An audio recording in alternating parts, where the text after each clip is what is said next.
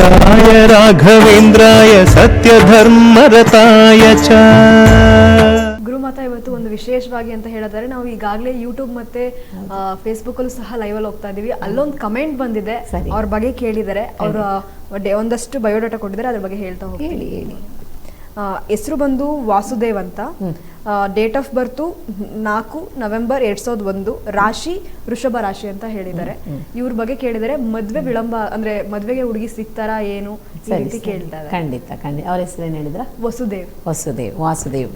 ನೋಡಿ, ವಾಸುದೇವ್ರಿಗೆ ಖಂಡಿತ ವೃಷಭ ರಾಶಿ ಮೃಗಶಿರ ನಕ್ಷತ್ರ ಅನಿಸುತ್ತೆ. ಈ ನಕ್ಷತ್ರ ನಿಮ್ಗಾಗಿತ್ತು ಅಂದರೆ ರಾಘವೇಂದ್ರ ಸ್ವಾಮಿ ನಕ್ಷತ್ರ ರಾಶಿ. ಸಪೋಸ್ ವೃಷಭ ರಾಶಿ ರೋಹಿಣಿ ನಕ್ಷತ್ರ ಆಗಿದ್ರೆ ಕೃಷ್ಣನ ನಕ್ಷತ್ರ. ನೋಡಿ, ಇದರಲ್ಲಿ ರಾಘವೇಂದ್ರ ಸ್ವಾಮಿ ನಿಮಗೆ ರಾಶಿ ಮಾತ್ರ ಹಾಕಿದ್ದೀರಾ, ನಕ್ಷತ್ರ ಹಾಕಬೇಕಾಗಿತ್ತು, ಹಾಕ್ತೀರಾ ಬಿಟ್ಟಿದ್ದೀರಾ, ಪರವಾಗಿಲ್ಲ. ಈ ಎರಡರಲ್ಲಿ ಯಾವುದಾದ್ರೂ ಒಂದಾಗಿದ್ರೂ ಸಹ ಅದು ಕೃಷ್ಣನಿಗೆ ಹೋಲಿಸುತ್ತೆ, ಇಲ್ಲಾಂದರೆ ರಾಘವೇಂದ್ರ ಸ್ವಾಮಿಗೆ ಹೋಲಿಸುತ್ತೆ. ಖಂಡಿತ ನಿಮ್ಗೆ ಆದಷ್ಟು ಬೇಗ ಮದುವೆ ಆಗುತ್ತೆ. ನೋಡಿ, ಕರೆಕ್ಟಾಗಿ 5 ವಾರ ಬಿಡದೇ ಗುರು ಭಗವಂತನಿಗೆ, ಗುರು ಭಗವಾನ್ ಅಂದರೆ ಯಾರು? ದಕ್ಷಿಣಾಮೂರ್ತಿಗೆ ನೀವು ಕಡಲೆಕಾಳನ್ನು ನೆನೆಸಿ 108 ಕಡಲೆಕಾಳನ್ನು ಅದನ್ನು ಹೂವಿನ ರೀತಿಯಲ್ಲಿ ಪೋಣಿಸಿ ತಗೊಂಡೋಗಿ ನೀವು ವಾರ ಗುರುವಾರ ಕೊಡ ಅಂಥದ್ದು. ಕರೆಕ್ಟಾಗಿ ಗುರುವಾರ ನೀವು ಬೆಳಗಿನ ಜಾವದಲ್ಲೇ ಹೋಗಿ ಇದನ್ನು ನೀವು ಮಾಡಿಬಿಟ್ಟು ಸ್ವಾಮಿ ಹೆಸರಲ್ಲೇ ಅರ್ಚನೆ ಮಾಡಬೇಕು, ನಿಮ್ಮ ಹೆಸರಲ್ಲಿ ಮಾಡಬಾರ್ದು. ಆಗ ದಕ್ಷಿಣಾಮೂರ್ತಿ ಹೆಸರಲ್ಲಿ ನೀವು ಅದನ್ನು ಮಾಡಿದ್ರ ಅಂತ ಅಂದರೆ ಖಂಡಿತ 5ನೇ ಗುರುವಾರದಲ್ಲಿ ನಿಮಗೆ ರಿಸಲ್ಟ್ ಬರುತ್ತೆ. ಅದೇ ರೀತಿ ನೀವು ಇಷ್ಟಪಟ್ಟಿದವರು ನಿಮಗೆ ಸಿಗಲಿಲ್ಲ ಅಂದ್ರೇನು ಚಿಂತೆ ಬಿಡಿ. ಕಾರಣ ಏನು ಅಂತಂದರೆ ನೋಡಿ, ಒಂದನ್ನು ಕಳ್ಕೊಂಡ್ರೇ ಇನ್ನೊಂದು ಸಂಪಾದನೆ ಮಾಡ್ಕೊಳ್ಳೋಕ್ಕೆ ಸಾಧ್ಯ ಅಂತ ಹೇಳ್ತಾರೆ. ಭಗವಂತ ನಮ್ಮಿಂದ ಒಂದು ತಗೊತಾ ಇದ್ದಾನೆ ಅಂದರೆ ಇನ್ನೊಂದು ಒಳ್ಳೆಯದನ್ನು ಕೊಡ್ತಾನೆ ಅಂತಲೇ ಅರ್ಥ. ಅದಕ್ಕೋಸ್ಕರ ಚಿಂತೆ ಮಾಡಬೇಡಿ, ಖಂಡಿತ ಒಳ್ಳೆಯದಾದೇ ಆಗುತ್ತೆ. ನಿಮಗೆ 7ನೇ ವಾರ ಸ್ಟಾರ್ಟ್ ಆಗಿದ ತಕ್ಷಣ ನಿಮಗೆ ಹೆಣ್ಣು ಸಿಗೋದಕ್ಕೆ ಚಾನ್ಸಸ್ ಇದೆ. ಖಂಡಿತ ಒಳ್ಳೆ ಹುಡುಗಿ ನಿಮ್ಮ ಮನಸ್ಸಿಗೆ ಅಡ್ಜಸ್ಟ್ ಆಗೋ ಥರನೇ ಒಂದು ಒಳ್ಳೆ ಹುಡುಗಿ ಬರಲಿ ಅಂತ ನಾನು ಸಂಕಲ್ಪ ಮಾಡ್ತೀನಿ. ರಾಘವೇಂದ್ರ ಸ್ವಾಮಿ ಅನುಗ್ರಹ ಆಶೀರ್ವಾದ ಸದಾಕಾಲ ನಿಮಗೂ ನಿಮ್ಮ ಕುಟುಂಬಕ್ಕೂ ಇರಲಿ ಅಂತ ಪ್ರಾರ್ಥನೆ ಮಾಡ್ತೀನಿ. ನಿಮಗೆ ಯಾವ ದೋಷವೂ ಇಲ್ಲ. ಇದನ್ನು ಮಾತ್ರ ನೀವು ಮಾಡಿ ಮನೆ ದೇವ್ರ ಹೆಸರಲ್ಲಿ ಪೂಜೆ ಕೊಡಿ. ಇದು 2 ಮಾತ್ರ ಮಾಡಿ ಖಂಡಿತ ಆಗುತ್ತೆ. ಇದನ್ನು ಮಾಡಿ ನಿಮಗೆ ನಡೀಲಿಲ್ಲ ಅಂದರೆ ಒಂದು ದಿವಸ ನಿಮ್ಮ ಧ್ವನಿಯಿಂದ ನನಗೆ ನನ್ನ ಹತ್ರ ಮಾತಾಡಿ, ಇಲ್ಲ ಅಂತಂದರೆ ಡೈರೆಕ್ಟಾಗಿ ಸಹ ಬನ್ನಿ, ಖಂಡಿತ ನಾನು ಮಾಡಿಕೊಡ್ತೀನಿ. ಭಗವಂತನ ಆಶೀರ್ವಾದ ನಿಮಗಿರಲಿ. ವೀಕ್ಷಕರೇ, ಯಾವುದೇ ರೀತಿಯ ಕಷ್ಟಗಳಾಗಿರ್ಬೋದು, ಯಾವುದೇ ರೀತಿಯ ಸಮಸ್ಯೆಗಳಾಗಿರ್ಬೋದು, ನಿಮಗಿರುವಂತಹ ಒಂದು ಪರಿಹಾರ ಅಂತ ಅಂದರೆ ನಿಮ್ಮ ಸ್ಕ್ರೀನ್ ಮೇಲೆ ಡಿಸ್ಪ್ಲೇ ಆಗ್ತಿರುವಂತಹ ನಂಬರ್, ಈ ನಂಬರ್ಗೆ ಕರೆ ಮಾಡಿದ್ರೆ ನಿಮ್ಮೆಲ್ಲ ಸಮಸ್ಯೆಗಳಿಗೆ ಪರಿಹಾರ ಸಿಗುತ್ತೆ ಅಂತಲೇ ಹೇಳ್ಬೋದು. ಇನ್ನು ಕಾಲ್ ಮಾಡೋಕ್ಕಾಗ್ತಾ ಇಲ್ಲ ಅನ್ನುವಂಥವ್ರು ಫೇಸ್ಬುಕ್ ಮತ್ತು ಯೂಟ್ಯೂಬಲ್ಲಿ ಲೈವ್ ಹೋಗ್ತಾ ಇದೆ, ಅಲ್ಲೂ ಸಹ ನೀವು ಕಮೆಂಟ್ನ ಮಾಡ್ಬೋದು. ಆ ಕಮೆಂಟ್ ಮೂಲಕ ನೀವು ಕೊಟ್ಟಿರುವಂತಹ ಡೇಟ್ ಆಫ್ ಬರ್ತ್, ರಾಶಿ, ನಕ್ಷತ್ರ, ನೀವು ಹುಟ್ಟಿದ ಹೆಸರು, ಇವಾಗ ನೀವು ಬೇರೆ ಬೇರೆ ರೀತಿಯ ಹೆಸರಲ್ಲಿ ನೀವು ಕರ್ಸ್ಕೊತಿರ್ಬೋದು, ಆದರೆ ನೀವು ಹುಟ್ಟಿದಾಗ ಇಟ್ಟಿರುವಂತಹ ಹೆಸರನ್ನ ನೀವು ಮೆನ್ಷನ್ ಮಾಡಿದ್ರೆ ಏನು ಸಮಸ್ಯೆ ಇದೆ, ಯಾವ ರೀತಿ ಪರಿಹಾರ ಇದೆ, ಅದರಲ್ಲೂ ಮುಖ್ಯವಾಗಿ ಈ ಕೆಲವೊಂದಷ್ಟು ಸಮಸ್ಯೆಗಳು ನಿಮ್ಮ ಧ್ವನಿ ಮುಖಾಂತರ ಗೊತ್ತಾಗುತ್ತೆ. ಆದಷ್ಟು ಕರೆ ಮಾಡೋಕ್ಕೆ ಟ್ರೈ ಮಾಡಿ. ಯಾಕಲ್ಲ ಕರೆ ಮಾಡಿದ್ರೆ ಕಷ್ಟ ಆಗುತ್ತೆ ಅನ್ನೋಂಥವ್ರು ಕಮೆಂಟ್ ಮಾಡ್ಬೋದು. ಅದಕ್ಕೆ ಇರುವಂತಹ ಪರಿಹಾರವನ್ನು ಗುರುಮಾತಾ ತಿಳಿಸ್ತಾ ಹೋಗ್ತಾರೆ. ತಪ್ಪದೇ ಕರೆ ಮಾಡಿ ನೀವೆಲ್ಲ ಸಮಸ್ಯೆಗೆ ಪರಿಹಾರ ಪಡ್ಕೊಳ್ಳಿ. ಗುರುಮಾತಾ, ಇನ್ನು ಇಷ್ಟೊತ್ತು ನಿಂಬೆಹಣ್ಣಿನ ಹಾರ ಆಗಿರ್ಬೋದು, ನಿಂಬೆಹಣ್ಣಿನ ದೀಪ ಆಗಿರ್ಬೋದು, ಇದ್ರ ಬಗ್ಗೆ ತಿಳಿಸ್ಕೊಡ್ತಾ ಹೋದ್ರಿ. ಇನ್ನು ಸಾಕಷ್ಟು ರೀತಿಯಲ್ಲಿ ಯಾಗ ಯಜ್ಞಗಳು ನಡೀತಾ ಇರುತ್ತೆ. ಉದಾಹರಣೆಗೆ ಚಂಡಿಕಾ ಯಾಗ ಆಗಿರ್ಬೋದು, ಸಹಸ್ರ ಚಂಡಿಕಾ ಯಾಗ ಆಗಿರ್ಬೋದು, ಈ ರೀತಿ ಬೇರೆ ಬೇರೆ ರೀತಿಯ ಯಾಗಗಳು ನಡೀತಾ ಇರುತ್ತೆ. ಅದರಲ್ಲಿ ವಿಶೇಷವಾದಂತಹ ಚಂಡಿಕಾ ಯಾಗದಲ್ಲಿ ಯಾವೆಲ್ಲ ರೀತಿಯ ಪೂಜೆಗಳನ್ನ ನಾವು ನೋಡ್ಬೋದು? ಈ ಚಂಡಿಕಾ ಯಾಗವನ್ನ ಮಾಡೋದ್ರಿಂದ ಲೋಕಕ್ಕೆ ಯಾವ ರೀತಿ ಒಂದು ಬೆನಿಫಿಟ್? ನೋಡಿ, ಚಂಡಿಕಾ ಹೋಮ, ಚಂಡಿಕಾ ಯಾಗ ಅಂತ ಅಂದ್ರೇ ಅದು ಕ್ಷೇತ್ರಗಳಲ್ಲಿ ಮಾತ್ರನೇ ಮಾಡೋ ಅಂಥದ್ದು. ಎಲ್ಲ ಜಾಗದಲ್ಲೂ ಮಾಡ್ತಾ ಇದ್ದಾರೆ. ಕಾರಣ ಇವಾಗ ಜ್ಯೋತಿಷ್ಯರೆಲ್ಲ ಒಂದು 10 ಜನ ಸೇರಿಕೊಂಡು ಆಧ್ಯಾತ್ಮಿಕ ರೀತಿಲಿ ಎಲ್ಲ ಮಾಡ್ತಾ ಇದ್ದಾರೆ. ಮಾಡೋದ್ರಿಂದ ತುಂಬಾ ಲೋಕಕ್ಕೆ ಒಳ್ಳೆಯದಾಗ್ತಾ ಇದೆ. ಆದ್ರೂ ಕ್ಷೇತ್ರಗಳಲ್ಲಿ ಮಾಡೋ ಅಂಥದ್ದು ಮಹಾಭಾಗ್ಯ, ಮಹಾ ವಿಶೇಷತೆ ಇರುತ್ತೆ. ಕ್ಷೇತ್ರದಲ್ಲಿ ಇವಾಗ ತಗೊಳ್ಳಿ, ಮೂಕಾಂಬಿಕೆ ಕ್ಷೇತ್ರದಲ್ಲಿ ಅಲ್ಲಿ ಅಗ್ನಿಕೊಂಡ ಫುಲ್ಲು ಒಂದು ಸುಮಾರು ಅಂದ್ರೇನು ಒಂದು 9-11 ಏನೋ ಇರುತ್ತೆ. ಅಲ್ಲಿ ನೋಡಿದ್ರೆ ಫುಲ್ಲು ಎಲ್ಲನೂ ಚಂಡಿಕಾ ಹೋಮದಲ್ಲಿ 12 ವರ್ಷಕ್ಕೆ ಒಮ್ಮೆ ಮಾಡ್ತಾರೆ.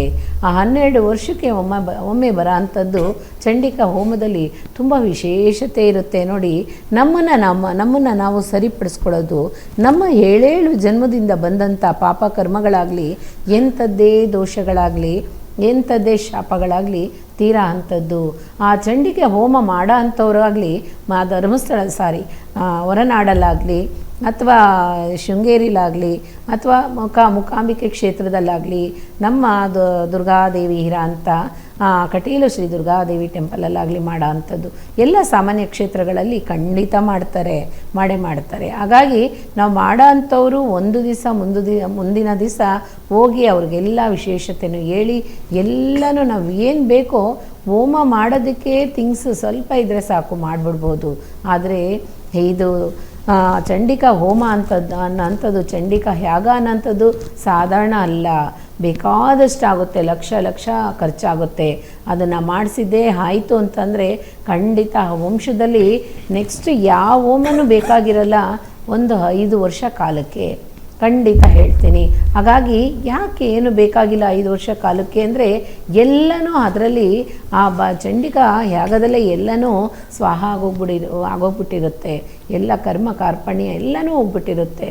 ಇವಾಗ ನೋಡಿ, ಒಂದು 10 ಜನ ಸೇರಿಕೊಂಡು ತುಂಬ ವಿಶೇಷತೆ ವಿಜೃಂಭಣೆಯಿಂದ ಒಂದು ದೇವಸ್ಥಾನದ ಮುಂದೆ, ಇವಾಗ ನಮಗೆ ಗೊತ್ತಿರೋ ಅಂಥವರು ಗುರುಜಿ ಸಹ ಮಾಡಿದರು, ಅವರು ಜ್ಯೋತಿಷ್ಯರು ನಮ್ಮ ಟಿ ವಿಲೇ ಮಾತಾಡ್ತಾರೆ, ಅವರು ಸಹ ಮಾಡಿದರು.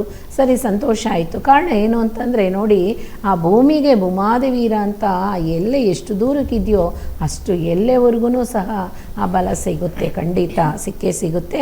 ಯಾರೆಲ್ಲ ಅದರಲ್ಲಿ ಹೋಗಿ ಸೇರ್ಕೊಂಡಿರ್ತಾರೋ, ಆ ಹೋಮದಲ್ಲಿ ಫಂಕ್ಷನಲ್ಲಿ ಸೇರ್ಕೊಂಡಿರ್ತಾರೋ ಅವ್ರು ಎಲ್ರಿಗೂ ಅನುಗ್ರಹ, ದೇವಿಯ ಅನುಗ್ರಹ, ಆ ತಾಯಿನ ನಮ್ಮ ಅನುಗ್ರಹ ಖಂಡಿತ ಆಗುತ್ತೆ. ಈ ಚಂಡಿಕಾ ಹೋಮದಲ್ಲಾಗಲಿ ಅದೇ ರೀತಿ ನೋಡಿ, ಹೋಮ ಮಾಡೋದಾಗಲಿ ಒಂದು ಯಾಗ ಮಾಡೋದಾಗಲಿ ಸಾಧಾರಣ ವಿಷಯನೇ ಅಲ್ಲ, ಮಾಡೋ ಅಂಥವ್ರಿಗೂ ಎಫರ್ಟ್ ಆಗುತ್ತೆ. ಯಾಕೆ ಅಂತಂದರೆ ಎಲ್ಲನೂ ಅಲ್ಲಿ ಸ್ವಾಹ ಮಾಡುವಾಗ ಅದು ನಮ್ಮನ್ನೂ ಸಹ ಬಲಿ ತಗೊಳಕ್ಕೆ ನೋಡುತ್ತಂತೆ. ಕಾರಣ ಯಾಕೆ ಅಂತಂದರೆ ದುಷ್ಟ ಶಕ್ತಿನ ಒಂದು ಸೆಕೆಂಡಲ್ಲಿ ಅಳಿಸುವಾಗ ಅದು ನಮ್ಮನ್ನು ತಾಕುತ್ತೆ ಅಂತ ಹೇಳಿದ್ದಾರೆ. ಆ ರೀತಿ ಆ ಯಾಗದಲ್ಲಿ ಅಷ್ಟೊಂದು ಪವರ್ಫುಲ್ ಇರುತ್ತೆ. ಆದರೆ ಮಾಡ್ತಾ ನಮ್ಮಲ್ಲಿರೋ ಅಂಥ ದುಷ್ಟ ಶಕ್ತಿ ಆಗಲಿ, ಆ ವಂಶದಲ್ಲಿ ಬರೋ ಅಂಥ ಪಾಪ ಕರ್ಮ ಶಾಪ ಆಗಲಿ ಎಲ್ಲನೂ ನಿರಂಶವಾಗಿ ಹೋಗ್ಬಿಡುತ್ತೆ, ಯಾವುದೂ ಇರೋದಿಲ್ಲ. 5 ವರ್ಷಕ್ಕೊಮ್ಮೆ ಮಾಡಿದ್ರೆ ಸಾಕು. ಅದನ್ನು ಚಂಡಿಕಾ ಹೋಮದಲ್ಲಿ ಇರೋ ಅಂಥದ್ದು ಬೇರೆ ಯಾವುದರಲ್ಲೂ ಇಲ್ಲ ನೋಡಿ. ಅಷ್ಟು ಎಲ್ಲ ವಿಷಯಕ್ಕೂ ಅದು ತುಂಬಾ ಸೂಪರಾಗಿರುತ್ತೆ. ಮಾಡಬೇಕು ಅಂತಂದರೆ, ಅದು ಹೇಳಬೇಕು ಅಂತಂದರೆ ನಾವು ಕುಟುಂಬದಿಂದ ಸಮೇತವಾಗಿ ಅಲ್ಲಿ ಕುತ್ಕೋಬೇಕು. ಯಾರ್ಯಾರು ಅಣ್ಣ ತಮ್ಮ ಅಕ್ಕ ತಂಗಿ ಎಲ್ಲರೂ ಇದ್ದೀವೋ ಇಡೀ ವಂಶದವರೇ ಕೂತ್ಕೊಂಡು ಮಾಡಿಸೋ ಅಂಥದ್ದು. ಆ ಚಂಡಿಕಾ ಹೋಮದಲ್ಲಿ ವಂಶದಲ್ಲಿ ಎಲ್ಲರೂ ಹೋಗಿ ಸೇರಿ ಮಾಡುವಾಗ ಆ ವಂಶಕ್ಕೆ ಏನೇ ಬಂದಿದ್ರೂ ಸರಿ ಅನಾಹುತ ಖಂಡಿತ ತಪ್ಪಿಸ್ಕೋಬೋದು. ಅದರಲ್ಲೂ ನೋಡಿ, ನಮ್ಮ ಮೂಕಾಂಬಿಕೆ ಕ್ಷೇತ್ರದಲ್ಲಿ ಮಾಡೋ ಅಂಥದ್ದು 12 ವರ್ಷಕ್ಕೊಮ್ಮೆ ಬರೋ ಅಂಥದ್ದು ತುಂಬ ವಿಶೇಷತೆ ಇರುತ್ತೆ. ಅದೇ ರೀತಿ ತಿಂಗಳಿಗೊಮ್ಮೆ ಮಾಡೋ ಅಂಥದ್ದು, ಅಮಾವಾಸ್ಯೆ ಪೌರ್ಣಮಿಗೂ ಸಹ ಮಾಡೋ ಅಂಥದ್ದು ಇರುತ್ತೆ. ಖಂಡಿತ ಯಾರಿಗಾದ್ರೂ ಬೇಕು ಅಂತಂದರೆ ಮೂಕಾಂಬಿಕೆಯಲ್ಲಿ ಹೋಗಿ ನೀವು ಮಾಡಿಸ್ಕೊಳ್ಳೋ ಅಂಥದ್ದು ತುಂಬ ವಿಶೇಷತೆ. ಇಲ್ಲಿ ಇವಾಗ ಮಾಡಿಕೊಡ್ತಾರೆ ನಮಗೆ, ಚಂಡಿಕಾ ಹೋಮ ಮಾಡೋಕ್ಕೆ ಎಲ್ಲ ಸ್ಟಾರ್ಟ್ ಮಾಡಿದ್ದಾರೆ, ಅಲ್ಲೋಗಿ ಮಾಡಿಸ್ಬೋದಾ ಅಂತ ಅಂದ್ರೂ ನಿಮಗೆ ತೃಪ್ತಿ ಇದೆ, ಖಂಡಿತ ಮಾಡಿಸ್ಕೋಬೋದು.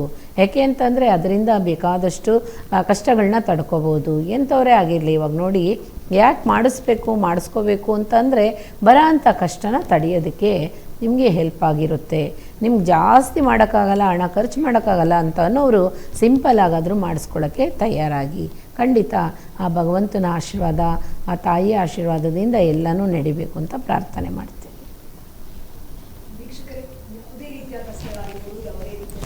ಆಗಿರ್ಬೋದು, ನಿಮಗಿರುವಂತಹ ಒಂದು ಪರಿಹಾರ ಅಂತ ಅಂದರೆ ನಿಮ್ಮ ಸ್ಕ್ರೀನ್ ಮೇಲೆ ಡಿಸ್ಪ್ಲೇ ಆಗ್ತಿರುವಂತಹ ನಂಬರ್.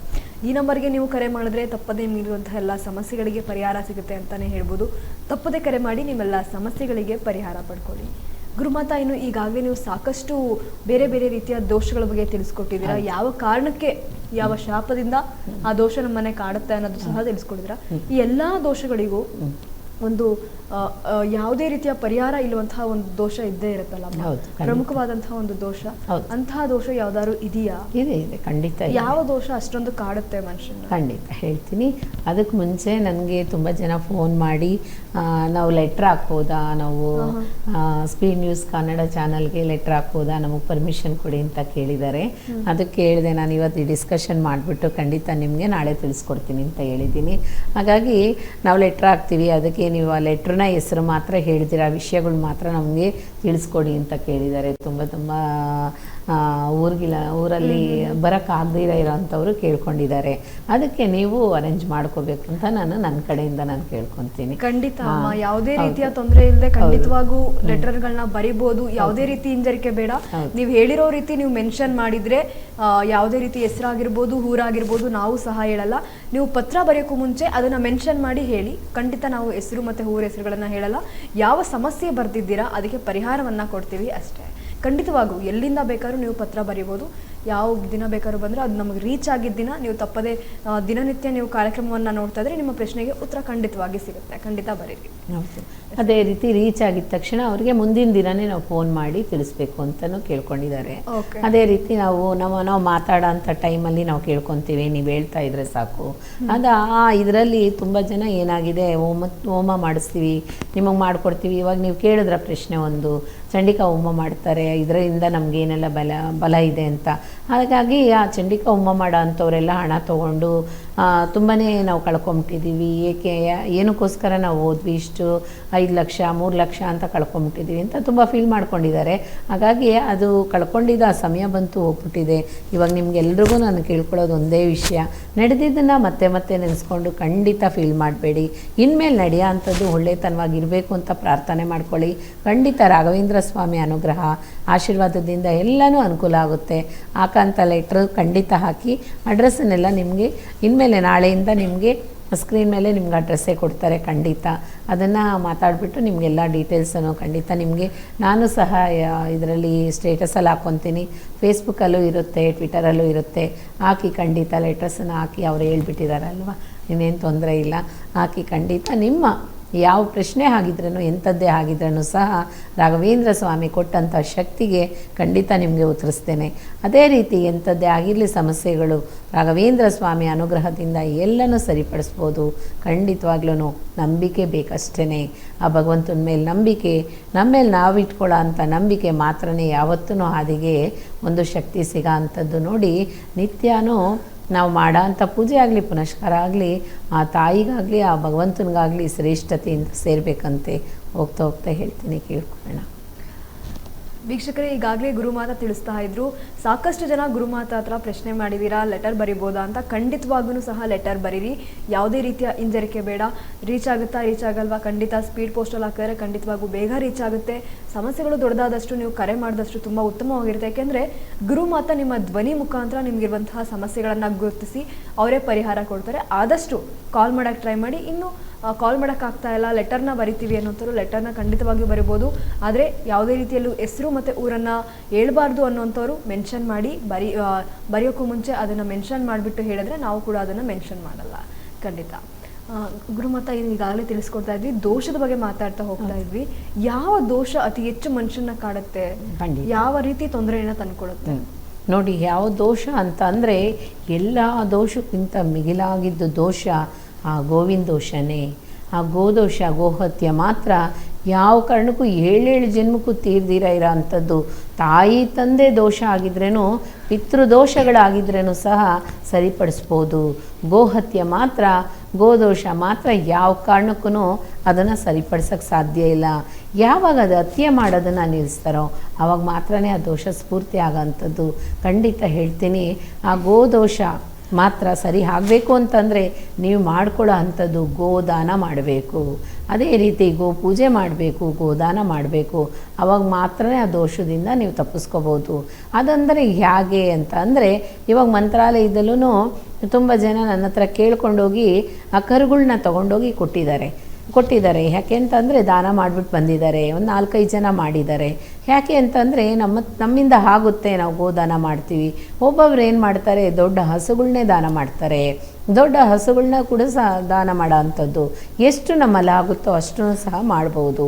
ಅದು ಗೋಶಾಪ ಮಾತ್ರ ಯಾರಿಗೂ ಬರಬಾರ್ದು. ಆ ಗೋಶಾಪ ತಗೊಂಡಾಯಿತು ಅಂದರೆ ಖಂಡಿತವಾಗ್ಲಿ ನೋಡಿ, ಇವಾಗ ತುಂಬ ಜನ ಏನು ಹೇಳ್ತಾರೆ, ನಾವು ಬಿಸ್ನೆಸ್ ಮಾಡ್ತಾ ಇದ್ದೀವಿ, ಅದನ್ನು ನಾವು ತಪ್ಸೋಕ್ಕಾಗಲ್ಲ ಅಂತ ಅನ್ನೋರು ಇರ್ತಾರೆ. ಅದು ಭಗವಂತನಿಗೆ ಬಿಟ್ಟಿದ್ದು, ಅದು ನಮಗಲ್ಲ, ಆ ಭಗವಂತನಿಗೆ ಬಿಟ್ಟಿರೋದು. ನೋಡಿ, ಆದ್ರೇನು ಆ ಶಾಪದಿಂದ ತಪ್ಪಿಸ್ಕೋಬೇಕು ಅಂತಂದರೆ ಗುರುವೇ ಶರಣು. ಪೂಜ್ಯಾಯ ರಾಘವೇಂದ್ರಾಯ ಸತ್ಯಧರ್ಮರತಾಯ ಚ